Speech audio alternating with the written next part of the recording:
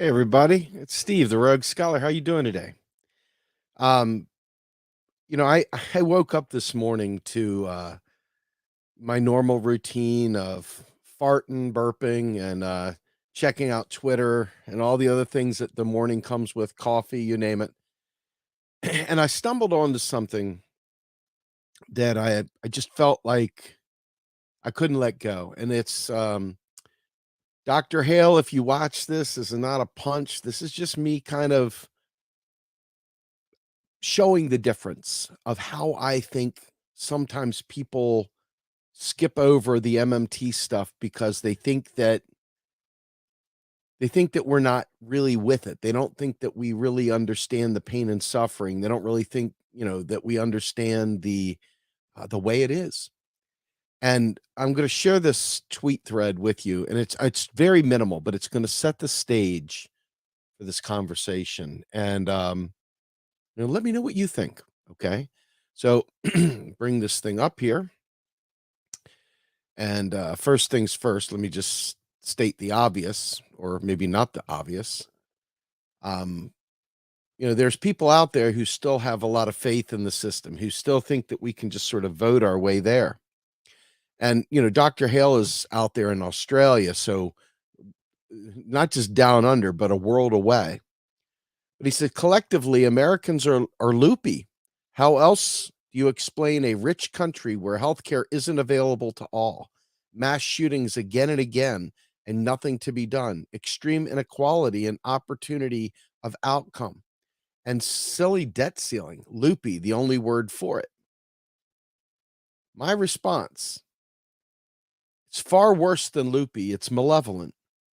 It requires militancy, not complacency.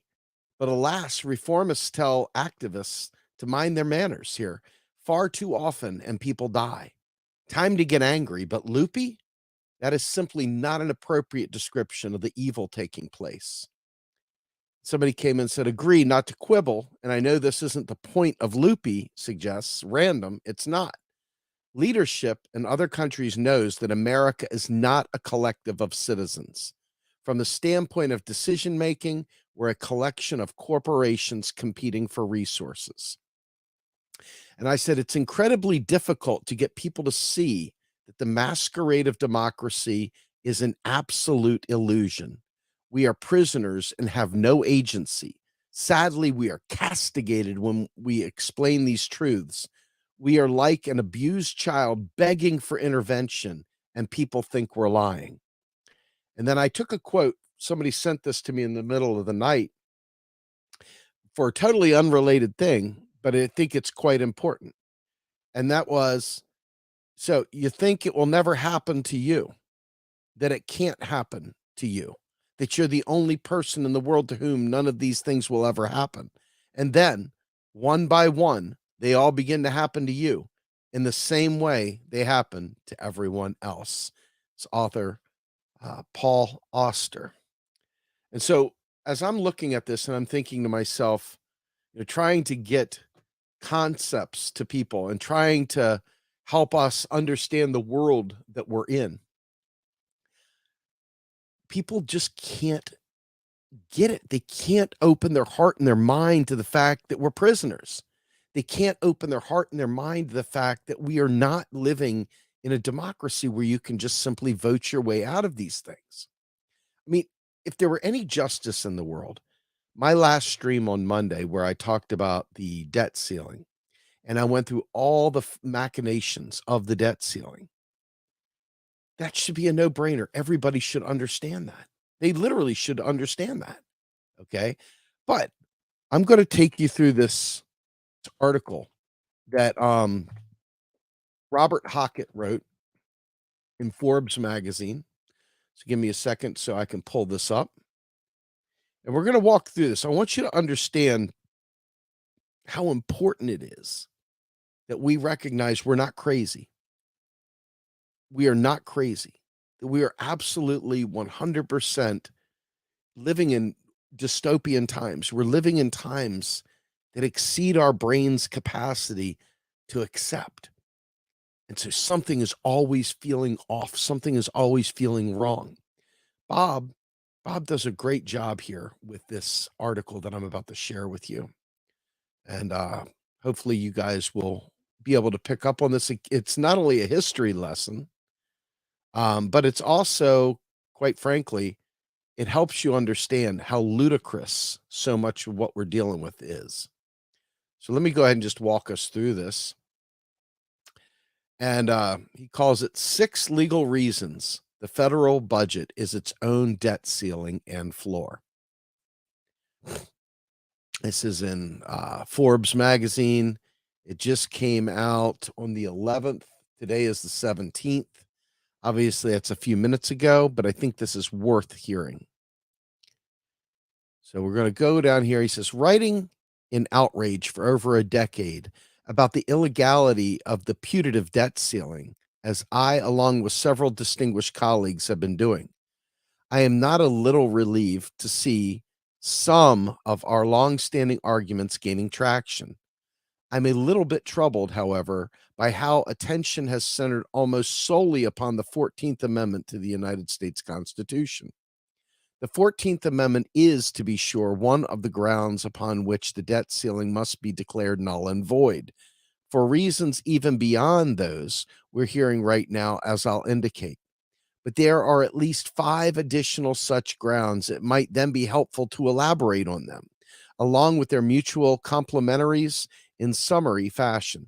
Let's start with the constitutional and legislative backdrop. Article 1 and Article 2 of the Constitution vest both Congress and the President with budgetary roles. All spending and revenue raising must be legislated, and valid legislation must be passed by both chambers of Congress and signed into law by the President. Final budgets, such as they are accordingly joint congressional and presidential products, save in rare circumstances as those in which Congress overrides a presidential veto with a supermajority vote. The constitutional provisions that I have just channeled are broadly worded and prescribe very little as the details of the federal budgeting process. These are determined instead by more legislation. In 1921, through the Budget and Accounting Act, Congress vested primary budget formulation responsibility with the president, establishing both detailed timetables and the predecessor of today's Office of Management and Budget, OMB, to help shepherd the process along. The debt ceiling is rooted in this era, during which Congress relinquished its previous role as legislator of every distinct federal bond issuance. Think about that. Congress used to have to literally litigate every single bond issuance. This Congress did to afford the president, by their own law, our primary budget formulator, more flexibility in determining revenue sources for funding the growing variety of legislated programs. That's right. The original ceiling was about affording the president more discretion, not less. It is no accident that the Liberty Bond Act of 1917, original source of the ceiling, the 1913 vintage 16th Amendment to the Constitution, authorizing the federal income tax and thereby enabled Revenue Act of 1913, the Federal Reserve Act of 1913, and the aforementioned Budget and Accounting Act of 1921 all came in rapid succession. In effect, these enactments, all passed by Congress and signed into law by the president, constituted one coherent federal budget regime. All this changed, however, in 1974. The crisis that occasioned the change was brought on, like so many others of the era, by President Richard Nixon. Nixon had an unfortunate tendency to think himself more imperial than the Constitution allowed, and took it upon himself to decide with unprecedented frequency what congressionally legislated and funded programs, even though he had signed them into law in the first place, were worthy of actual execution and funding. In other words, he was just saying, I ain't gonna fucking do it. I ain't gonna fucking pay the bill. I ain't gonna do the bill, the law as it's written. The practice in which he manifested this proclivity was known as impoundment. The idea was that instead of spending what Congress had instructed him to spend and what he had agreed by signing the legislation to spend, Nixon was routinely spending only what he wished to spend, while impounding the rest, in effect, holding it hostage. Congress put an end to the chicanery by passing the Congressional Budget and Impoundment Control Act of 1974, pursuant to which both Congress and the president go through detailed procedural steps in formulating their own budgets, which budgets are reconciled and collated before being legislated into law piecemeal through sundry program authorization and appropriation acts passed by Congress and signed by the president. The Supreme Court closed all plausible loopholes in the act in Train versus City of New York 1 year later. This also is the origin of the Congressional Budget Office, which, to be fair, could be blown up just like the debt ceiling should be. But this is also the origin of the Congressional Budget Office, designed as a counterpart to the president's OMB. In effect, then what we have for at least the past 50 years is an altogether new budget regime superseding the regime put in place 50 years before them. The earlier regime, in other words, including its debt ceiling component, were implicitly repealed by the later regime. You can see this by noting the logic, or shall we say the arithmetic. The post 1974 regime, pursuant to that regime, the duly legislated federal budget first determines both revenue and spending, then assigns the president and his Treasury Department the task of filling any gaps between the former and the latter through debt issuance. And since the president is prohibited under this regime from not spending what the budget mandates he spends, the regime effectively mandates that he borrow any time mandated spending exceeds mandated revenue. We are now situated to see why the 1917 debt ceiling, as presently wielded like an AR-15 by a rump faction of the House Republican caucus, is actually no more than a leaky water pistol. For there is literally no way for the president to comply with the putative ceiling, as thus applied, that does not entail his violating the federal budget itself as formulated pursuant to the 1974 regime that superseded the early 20th century regime. Here are the 6 reasons why. This is interesting, folks. Very explicit, very specific things. I will put this article into the chat if somebody already hasn't done. In fact, let me just do that right now so that I can make sure it's in there. Here it goes. All right. So, reason number 1, the take care clause. Article 2, Section 3 of our Constitution requires the president take care that the laws be faithfully executed. President Nixon effectively violated this provision by not spending as Congress, through that law, which is the federal budget, mandated that he spend.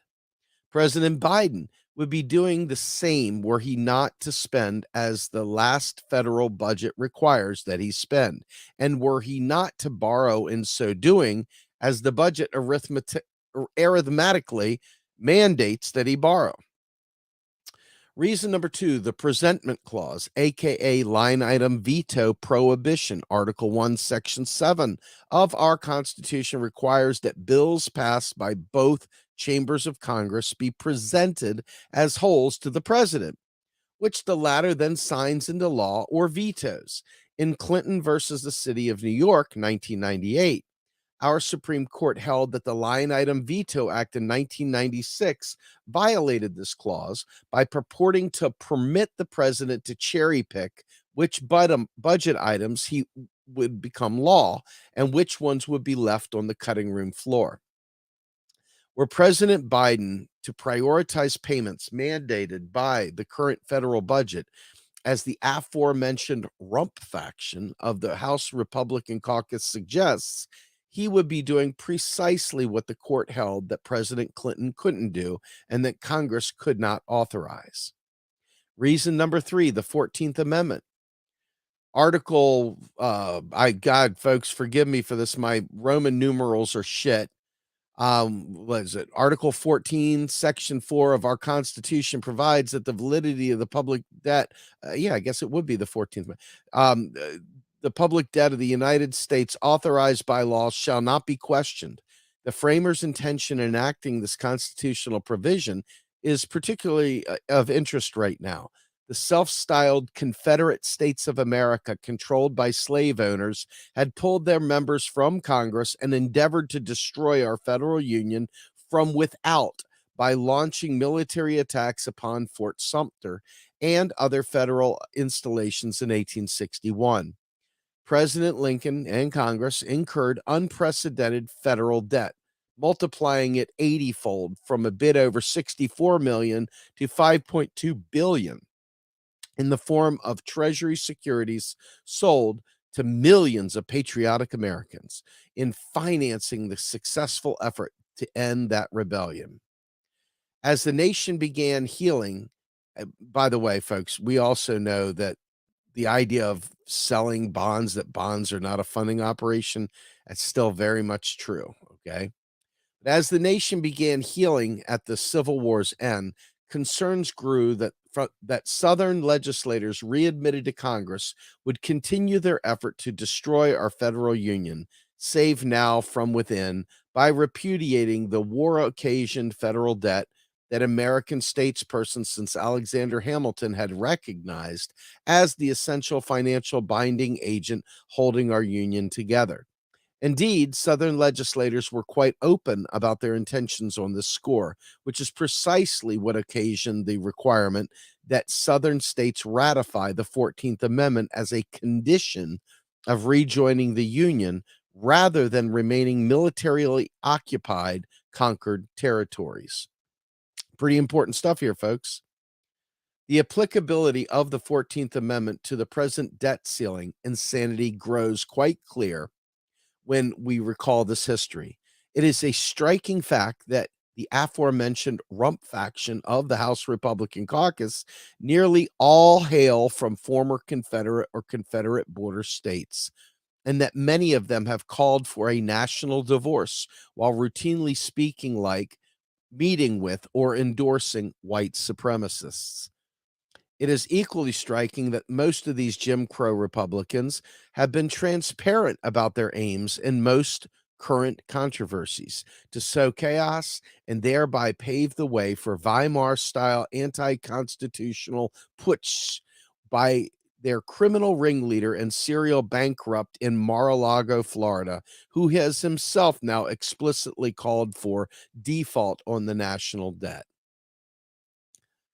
Reason number 4, the later in time rule. It is a well-established judicial canon of statutory construction that when an old law appears to conflict with a newer law or treaty, the older law must either be interpreted in a manner that does not conflict with the newer law or be treated as having been implicitly repealed by the newer law. There are two ways in which this canon is applicable to our present debt ceiling imbroglio. First, the 1974 budget regime clearly displaces the earlier regime, including its debt ceiling. This is made dramatically clear in the 1974 regime's requiring both that the president execute the budget in full, no impoundments, and that he issue debt in so doing to fill any gap between spending and revenue. And second, any current budget enacted later in that time than the last debt ceiling hike, of course, supersedes the latter. Pretty interesting, right? So it is for this reason that I've often written that the budget is its own debt ceiling. Indeed, in light of the anti-impoundment content of the 1974 Act, it is clear that the budget is both its own floor and its own ceiling. It is self-contained. It is the be-all and end-all of federal budgeting. It is the entirety of the law governing spending, taxing, and borrowing, with no role left to be played by the old 1917 Liberty Bond Act ceiling. Reason number 5, the absurd result canon. It is also well-established canon of statutory construction that when a legal provision, either as written or as it would be applied, can be construed in more than one way, and one such way would yield a result so absurd that the legislature cannot plausibly be taken to have intended it. The interpretation yielding that result must be considered mistaken. In the present context, it is clear that the interpretation of the debt ceiling proffered by the aforementioned rump faction of the Republican House caucus would yield multiple absurdities of relevant sort. It would require the president to violate contract obligations, which U.S. borrowings most assuredly are.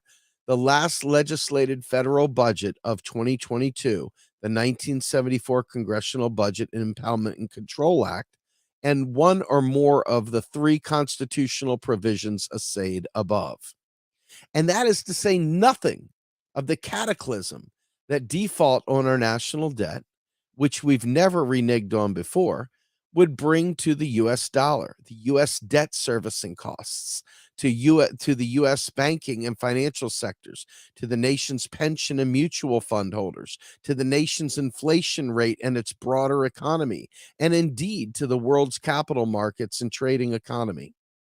It is simply impossible to imagine the framers of the Liberty Bond Act of 1917, who were seeking to facilitate the finance of the First World War effort, or indeed any member of Congress prior to the aforementioned rump faction of the House Republican caucus, ever having intended even one of these outcomes, let alone all of them. Reason 6, the constitutional avoidance doctrine. Finally, it is also a well-established canon of statutory construction when a legal provision, either as written or as it would be applied, can be construed in more than one way, and one such way would raise a constitutional issue. The interpretation yielding that result should, if possible, be considered mistaken. See, this is tightly woven together, folks. The applicability of this doctrine to the present imbroglio is, like those of previous legal doctrines, quite clear as well. The debt ceiling, as interpreted by today's Jim Crow Republicans, would squarely conflict with the 14th Amendment as noted above. Either the interpretation then or the ceiling itself must be deemed without legal force. I hope that the point is now made. Neither the president nor the Treasury Secretary nor any responsible member of Congress need worry that there would be anything legally questionable about either or both of Congress and the president simply disregarding the debt ceiling and continuing to make good on the nation's legal obligations as always. No court would find other ways. There simply is no uncertainty here. Indeed, the law quite clearly, quite certainly, and quite squarely requires one thing. It requires that Congress and the president alike recognize that the old 1917 relic known as the debt ceiling, as presently applied, is null and void, and has been so both since its inception and especially since Congress smacked down the would-be imperial president Richard Nixon a half century ago. All right, so let's get to where Grumbine starts talking now. I think it's very important to understand. Joe Biden is being advised by legal eagles. He's being advised by consultants, being advised by people that know these things. Joe Biden has raised the idea of the mint the coin, which Ron Gray and others, in particular within the MMT movement, have advanced as a way to put an end to this silly charade. As you can see by Bob Hockett's eloquent legal breakdown, it's quite clear that the whole entirety of the debt ceiling is bullshit. It's performative. It means nothing. But that brings to question something very important. Why is Joe Biden negotiating anything? Why is he sitting down with McCarthy and negotiating any cuts to spending, any whatsoever? Okay. And that should be the real question that makes you say, am I fucking crazy? If everything is there to tell him he doesn't even have to deal with these sons of bitches. Not that the Biden budget is doing any favors for you and I. It's not even about Biden. But in the end, it kind of is about Biden because he's not willing to use the law as it's written. He's not willing to do the things he needs to do to call attention to these things. Why?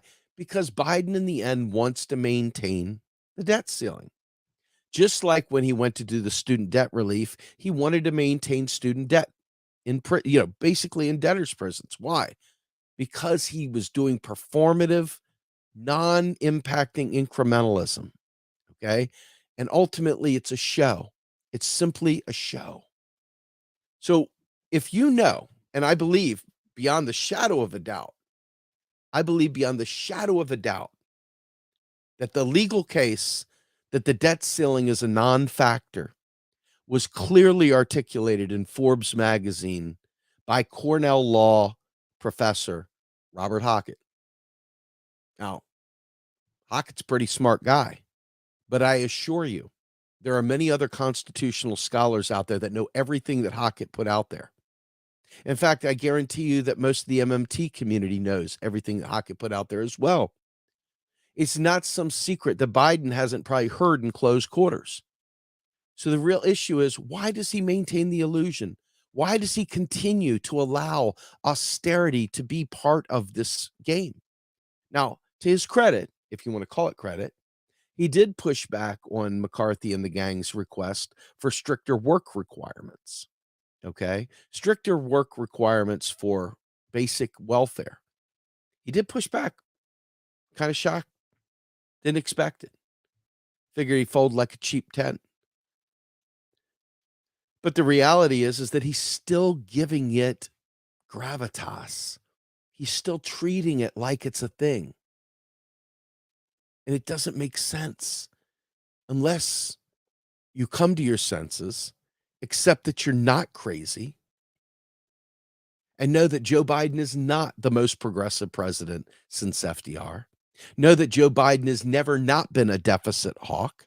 Know that Joe Biden has never not been a conservative. Know that Joe Biden has never not been one and the same with Republicans.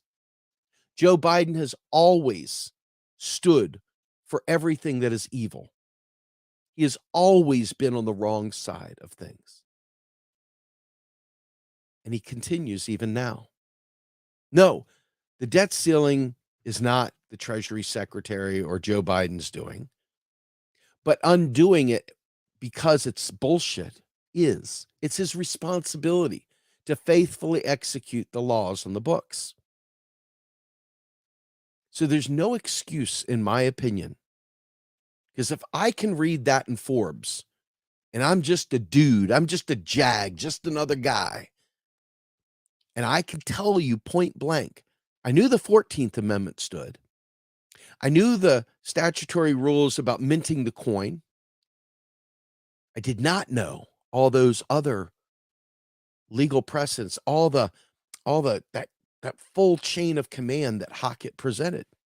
I didn't know that. Basically, because those laws were superseded by newer laws, newer regimes, as Hockett calls them, the 1917 bill no longer has standing. That makes me fucking nuts. That makes me crazy because when you talk to normie Democrats, you know already the Democrats do no wrong. They're always going to point out to you the rump Republican caucus. They're always going to point to the Republicans. Well, guess what? If Biden straight up did his fucking job and used the law that he's expected to uphold, this man is expected to uphold these laws. And the laws are right there in a Forbes fucking article, broken down for him in spades, that I most assuredly guarantee, for repeating it the next time, and I'll repeat it again, he has been advised of these things. He is not living in a vacuum. He knows these things. Just like he knew that he could stack the court. There was no law in the books that said he couldn't stack the Supreme Court and ensure that they codified Roe v. Wade. He didn't do that. He wouldn't do a Medicare for all bill. He wouldn't get rid of all student debt. He wouldn't give you your full $2,000 checks during the pandemic. Joe Biden ain't your guy. Okay? But most of you that watch this channel already know that. Most of you already know that. But alas, when I go back to Dr. Hale's, see if I still have it. Do I have it up still? Do I still have it? No, I put it away. It's okay. When I go back to Dr. Hale's initial tweet that I replied to, there are so many folks, good people, but they really genuinely believe that we can just vote our way there, that it's just loopy, that we're just loopy, that it's just loopy. The reality is we have no agency. We have no electoral path forward. And this is hard for people. I hear people in their 60s and 70s who clearly do not want to be forced with their walkers out into the street, trying to talk to me about how, oh, it's hard and you just got to understand. And we got, no, I'm sorry. Unless we do something radical, this stays the way it is, and it stays the way it is forever. If every fucking time another person, I want you to think about how fucking crazy people are. Crystal Ball has RFK Jr. on there. They have Marianne Williamson on there. The Democrats have already stated point blank, we're not going to do primary debates. They've already stated in court that the primaries mean nothing and that they'll select who the hell they want, regardless of what the voters want. Okay? So all this stuff is a bunch of bullshit. It's just a bunch of bullshit. But our lives are impacted by it. And now you can sit there, wash, rinse, repeat through every election cycle and claim that we're just going to go ahead and, source the vote. We just got to get more votes. We just got to get more progressives in offices. Just go out and phone bank. Do it. Go door knock. Hi, I'm with such and such bullshit candidate saying bullshit things, doing nothing. And you think you're going to solve this problem. I'm telling you, you have got a lot of roadway to look to see the fact that you haven't gotten shit with your vote. Years and years and years of proof. You don't require a jag like me sitting in front of a camera telling you that your vote hasn't done shit. You don't need me to do that, because the fact is everybody was shamed and rushed to get rid of T-Rump. And Trump was a piece of shit. Let me just be honest with you. But in the end, you thought that this was some big thing that you were going to get. You got nothing and you liked it. You got absolutely nothing and you liked it.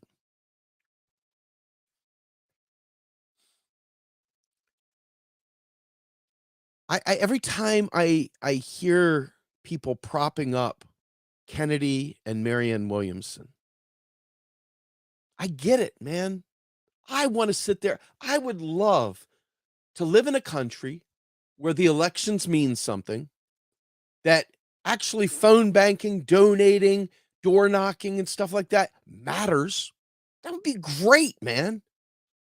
I would love to have my cherry unpopped, my hymen put back in place, and go back to the old way in the Matrix, eating steak that ain't real, so that we could have a real, honest to God, government for and by the people, of the people, of the proletariat, a dictatorship of the proletariat. I would love that. I would abso-fucking-lutely love that. But I got to tell you, I don't want to take Wellbutrin. I don't want to take fucking Prozac. I don't want to take Depakote and all the other fucking mood stabilizers just to fucking live in this country and eat the bullshit that they keep feeding us. We're not crazy, but they're trying to make us crazy with the gaslighting, with the lies.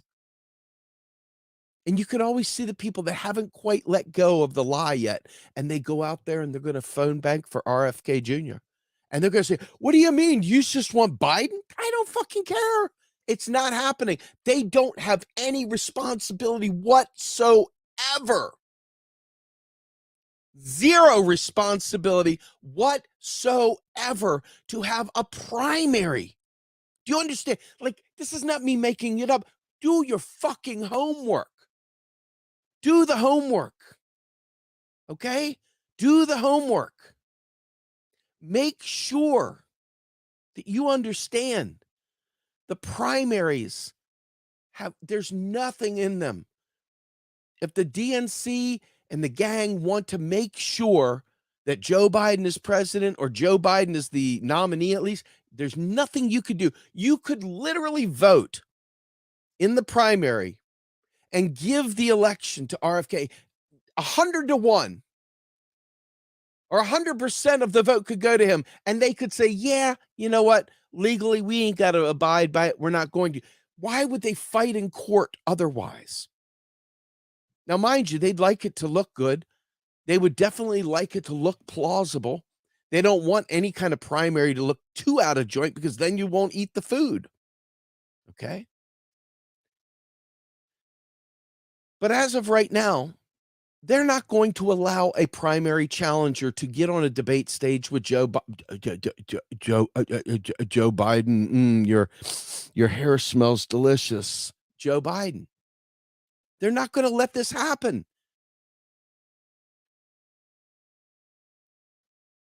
It's funny. They have super delegates, but they don't even need the super. Do you understand? They don't even need, they could cancel the primaries altogether and say, Joe's our guy. Doesn't matter. Fuck you if you don't like it. They could literally do that. There's literally nothing you could do to stop it because they fought successfully in federal court that they are a private corporation that has their own rules and regs to operate, and they could do whatever they want. They can violate their own rules if they want. They could do anything they want. It's not a joke. It doesn't matter if RFK can moonwalk on water and turn water into wine or turn dandelions into freaking big old Kush buds. It doesn't matter. He could turn sugar into cane. It doesn't matter. He can't get the nomination because the party doesn't allow for it. And here you go. Joe Biden literally lying, negotiating with Republicans when you know damn well that the very premise of the debt ceiling is a lie. It's wrong. It doesn't exist anymore. It's been superseded by law. And yet there he is, bent knee, talking to McCarthy, negotiating. Why would he negotiate for more austerity? Why would he act like, oh no, a gun's to my head, I've got to negotiate with them? He doesn't.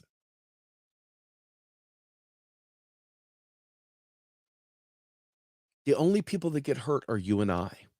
In the end, it's we. We get hurt. If you don't think Janet Yellen knows all those legal precedents as well, you're equally crazy. I assure you, Janet Yellen has been briefed. Not briefed. It was probably longed. Not briefed. It was longed. I guarantee you she got every grueling detail.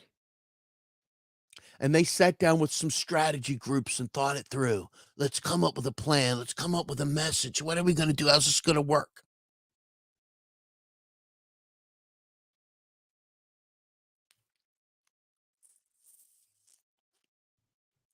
So As far as I'm concerned, we may not be able to change the world here.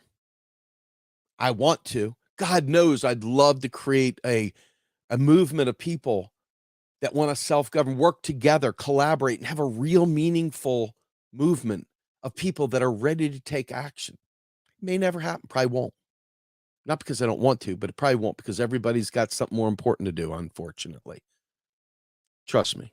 I know, I live it daily. But at least maybe we can keep each other sane, cutting through the lies. At least maybe we can keep each other sane so when we watch things that just don't add up, we don't sit there and scratch our heads and go, what the fuck? We can literally understand the system. And we can, unfortunately, fortunately, be the few ones that are aware that we're being lied to, really understand why we're being lied to. And maybe we can teach a few people and hopefully grow this thing and get people ready to fight back. I'm tired of watching people outnumber me in the millions. Come on, let's go phone bank for RFK. Revolutionaries, fist in the air, gonna go for RFK. Revolutionary, yeah. Never, dumb exit, RFK. Dumb exit, RFK, right? The same RFK. And there's Marianne Williamson. You know, she said a few good things about FDR and stuff like that, but folks, FDR saved capitalism. FDR did a number of things. He's a complex individual. Marianne Williamson doesn't understand money, and she's got some really, really shitty views on Palestine. She's got some shitty views on Ukraine. She's got some shitty views on global geopolitics. She's got some shitty views in the end. And unfortunately, probably the worst part of this, in the end, my guess is she doesn't care. You know, in the end, she doesn't care. Because in the end, she's going to end up saying, support my good friend Joe Biden, because we've got to defeat the Republican monster. And I get it. The Republican monster is ugly. And the Republicans always come out with the most crazy shit. But what happens when society is falling apart at the seams? When people are getting mass propaganda pumped down their throats 24/7, both externally and internally within the alt movement. Okay. What happens? Eventually, you start finding scapegoats. I showed you Tim Canova sitting there retweeting stuff talking about black people are violent. I almost threw up. That's not the Tim Canova I know. But scapegoats come from this stuff. I watch all the anti-trans propaganda out there. Crazy. Just wow. What happened to the left? Where'd you go? All of these debates, all these discussions, all this stuff, it makes people mean. It turns them angry. It turns them either productively angry or it turns them into folks that are ready to find scapegoats.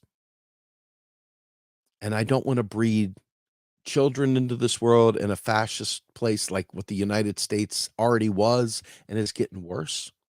I don't want to sit there and try to explain to every friend I have why I'm not going to go phone bank for Marianne Williamson and why I'm not going to phone bank for RFK Jr. and why I'm not going to phone bank for Joe Biden. Okay. I'm not going to phone bank for any of these people. I'm not a Republican, won't be voting Republican. This charade, we have to be the one that pulls the mask off and shows what's going on.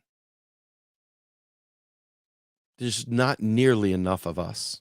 There's nowhere near enough of us because half the world is fucking lunatic fringe for real. They watched Alex Jones and thought it was news. Those people, wow, maybe they really are crazy. But there's a group of people out there that really have taken the time to dig through this stuff and not just say clickbait shit. I'd like to believe we're one of those people, one of those groups that does real research and really genuinely tries to inform people that follow us. So I'm hoping that we're able to make a difference. But in the end, just remember, you're not crazy. And it's not crazy to resist drinking the fucking Kool-Aid. It's not crazy to do real homework. It's not crazy to go find legitimate sources for information. It's not crazy to resist being drawn into this bullshit. We get pulled into so many fake pitched battles, and we think they're life and death battles. And we fight each other mercilessly for no reason at all because it's based on lies, like the debt ceiling, like the national debt, like reducing the deficit and all the other bullshit, like printing money creates inflation. All these lies, and they're lies. They're meant to discipline us. Okay. Now, I talked to some good friends that were Marxists, and they asked me questions. Some of them were the kind of questions I didn't expect to get from them, but they were questions that nonetheless showed just how far propaganda had gotten.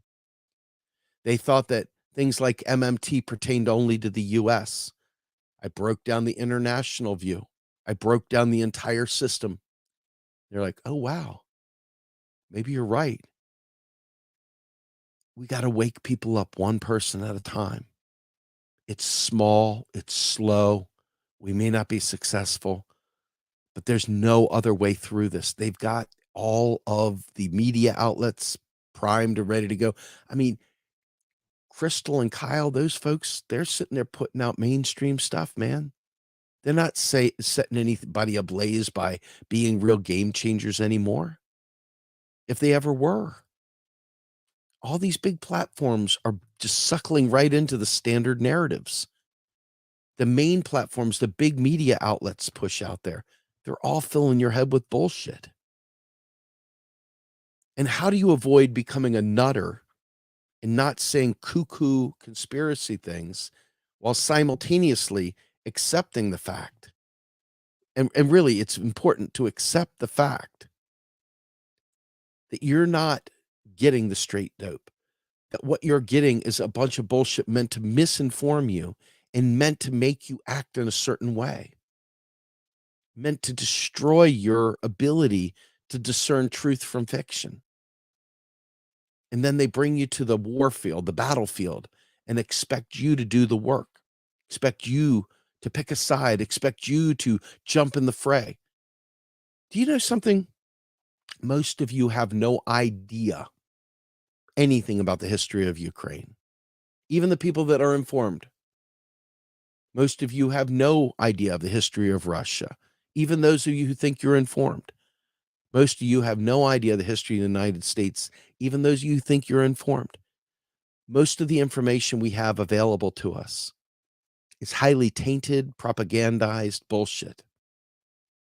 And for those folks that try desperately to keep us out of the lies and tell the truth, they've got to piecemeal a lot of that shit together. And there's a lot of conjecture that they have to go through. In the end, we probably will never know all the truth that we need to know. And that's hard to believe. It's hard to manage, hard to process, but it doesn't make you crazy. I mean, it may make you crazy, but you're not crazy for realizing that. You're not crazy. So, anyway, with that, last night we had Clara Mattei join us in our book club. It was the last of it. Folks, I got to tell you, we do some good book clubs. We do some good work. We're trying to educate. That's the goal.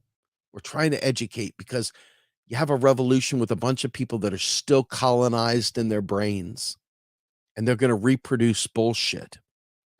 If we want to start a new society someday, and it probably won't happen in our lifetime, but assuming that that's the goal, you've got to fill your brain with different information. You've got to start building an analytical framework for how to understand the world. And you've got to be able to have a good bullshit detector. And it's a lot to ask of people who are slaving the grind Monday through Friday, 9 to 5, having kids yanking on them for homework, kids yanking them for bill collectors calling, medical problems coming, fucking climate crisis. What? You're stuck. We're stuck. This is our path forward, folks. I hope these book clubs help. Claire Mattei was fantastic. She's not an MMTer yet, but we're working on it because, folks, this is all we've got. We got to meet people where they are and bring them into the fold and help them so that they can help us, because we are, our Venn diagram, if this is the universal set, is like a piece of dental floss in there. It's not even a big circle. It's a teeny slice. That's how few of us there are. And that means we don't have a lot of power.